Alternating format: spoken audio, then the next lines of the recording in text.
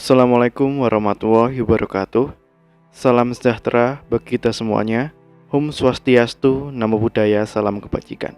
Perkenalkan, nama saya Fikri Atta Ardian, peserta Latsar CPNS 2021 Angkatan 11 PPSDM Geominerba Bandung. Dengan ini saya persembahkan laporan aktualisasi dan habituasi saya.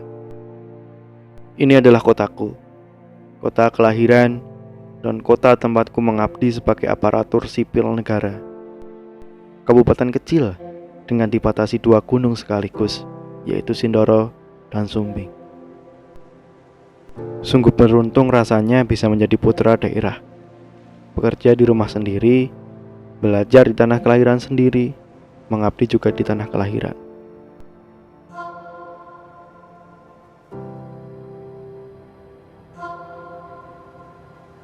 Dinas Kependudukan dan Pencatatan Sipil Kabupaten Wonosobo adalah di mana saya bertugas sebagai pengelola sistem informasi administrasi kependudukan. Dengan 24 macam pelayanan adminduk, Disdukcapil Wonosobo beroperasi selama 5 hari kerja dalam seminggu. Sebagai pelayanan publik yang menangani data kependudukan, Disdukcapil selalu ramai dengan masyarakat yang silih berganti mengurus dokumen adminduk mereka. Dalam sehari, operator pelayanan bisa melayani ratusan hingga ribuan pemohon atau masyarakat. Sebagai CPNS yang baru saja masuk ke dinas yang baru, saya selalu bersemangat untuk belajar hal-hal yang baru, terutama mengenal pelayanan apa saja yang ada pada Disdukcapil Wonosobo. Saya selalu tertarik untuk mengamati layanan informasi atau front office di bagian depan kantor. Walaupun jabatan saya sendiri sebagai pengelola sistem informasi administrasi kependudukan tidak mempunyai pekerjaan di sana. Di sela-sela pekerjaan saya selalu menyempatkan untuk mengamati masyarakat yang datang silih berganti ke kantor Disdukcapil. Menurut saya, front office adalah cara kita untuk mengenal pengguna layanan kita. Sudahkah pelayanan kita maksimal atau masih butuh pembenahan? Saya seringkali melihat dan mendapatkan pengaduan dari masyarakat yang mengadukan NIK dan data mereka tidak ditemukan dalam pelayanan masyarakat seperti BPJS, bank, rumah sakit, dan lain sebagainya. Hal yang menyentuh hati saya adalah ketika masyarakat gagal mendapatkan layanan publik karena NIK mereka tidak ditemukan, datang ke kantor Disdukcapil dengan nada yang mengeluh, dan bahkan ada yang setengah marah karena urgensi mereka untuk segera mendapatkan layanan publik tersebut.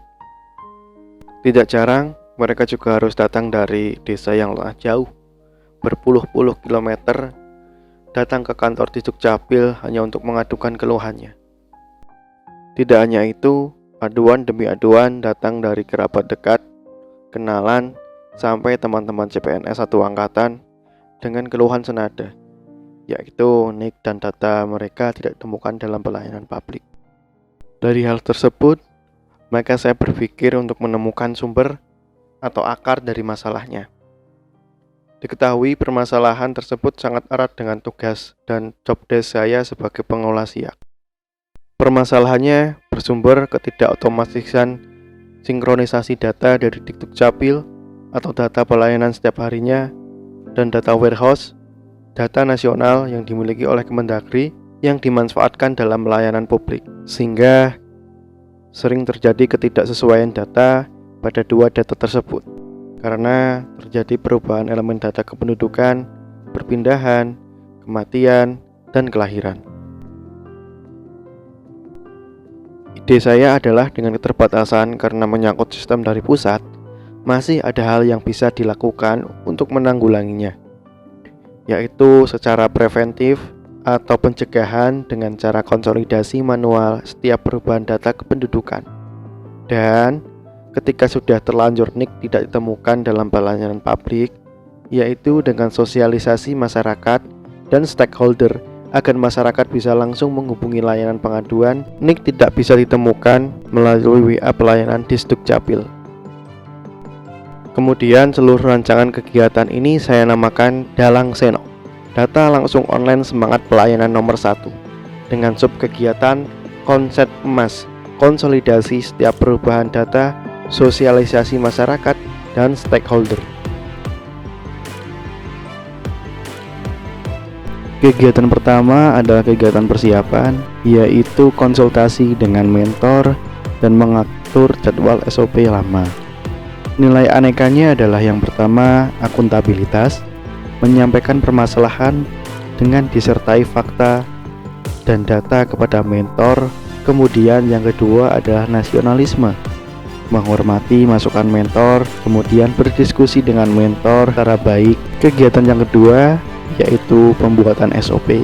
Subkegiatannya adalah evaluasi SOP lama, kemudian merancang SOP yang baru dengan kepala dinas, dengan sekretaris dinas, dan kepala subbagian.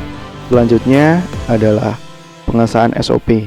Kemudian dilihat dari nilai anekanya, yang pertama adalah komitmen mutu dengan melaksanakan kegiatan sebaik-baiknya dengan rasa tanggung jawab sehingga produk yang dihasilkan, SOP, dan tools bisa benar-benar tepat dan bermanfaat.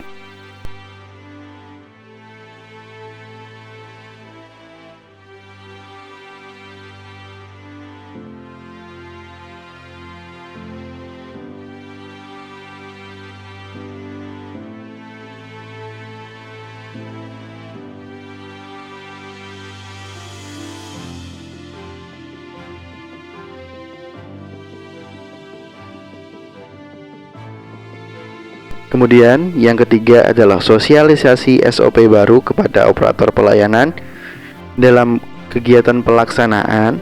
Yang pertama adalah nilai dari akuntabilitas, menyampaikan sosialisasi dengan gagasan dan program kepada operator dan pelayanan dalam kurung adalah kepemimpinan. Kemudian implementasi SOP secara benar dan penuh tanggung jawab. Kemudian yang kedua adalah nilai nasionalisme, yaitu berdiskusi, saling menghormati ketika menyampaikan program, kegiatan kepada rekan kerja atau operator. Kemudian kerjasama dengan operator atau rekan kerja secara baik dalam kegiatan pelaksanaan.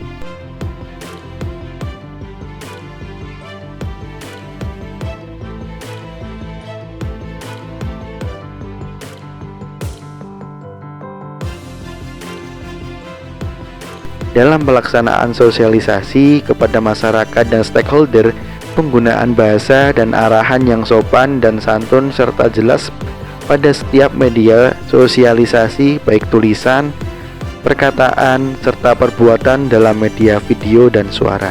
Yang keempat adalah komitmen mutu, melaksanakan kegiatan dengan sebaik-baiknya dan dengan rasa tanggung jawab sehingga hasil dari kegiatan pelaksanaan bisa memberikan hasil yang baik. Yang kelima adalah anti korupsi, yaitu dengan disiplin, dengan timeline atau agenda sehingga program berjalan dengan lancar.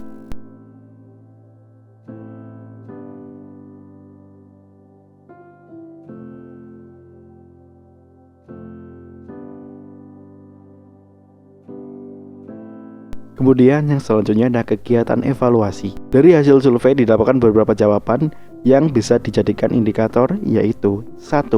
Banyaknya yang tidak mengalami NIK atau data yang belum online atau data tidak ditemukan dalam pelayanan masyarakat.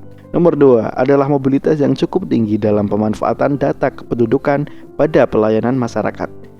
Nomor 3 adalah perubahan data kependudukan yang cukup tinggi.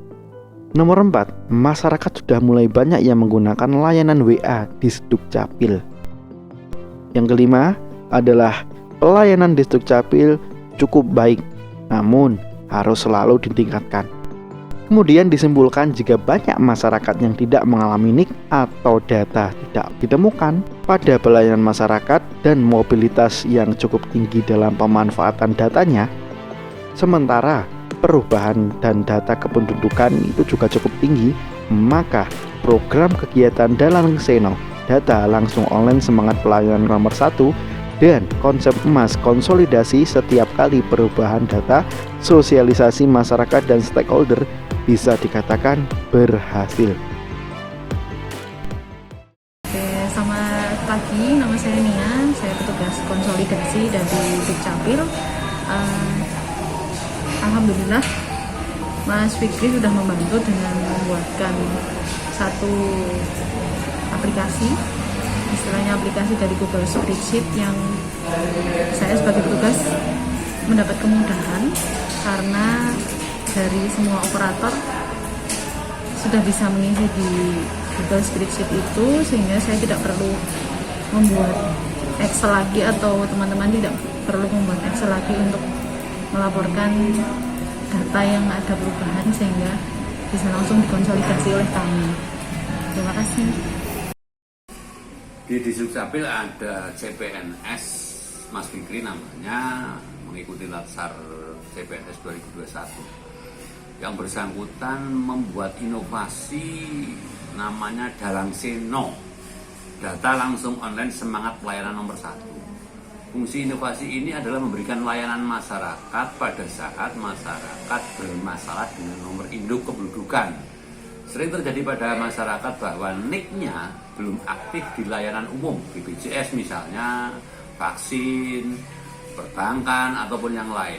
Nah, dengan inovasi ini, masyarakat terbantu untuk secepatnya bisa mengonlinekan, karena perubahan-perubahan data yang ada di sistem kami segera bisa tercatat, kemudian kami kirimkan ke server pusat untuk segera dikonsolidasi atau diaktifkan, yang kemudian data-data tersebut disalurkan atau disebarkan kepada institusi-institusi yang sudah bekerja sama, sehingga nomor induk kependudukan untuk masyarakat segera aktif di layanan-layanan OPD-OPD atau instansi-instansi yang menggunakan NIK sebagai acuan di dalam pelayanan masyarakat. Terima kasih untuk inovasinya.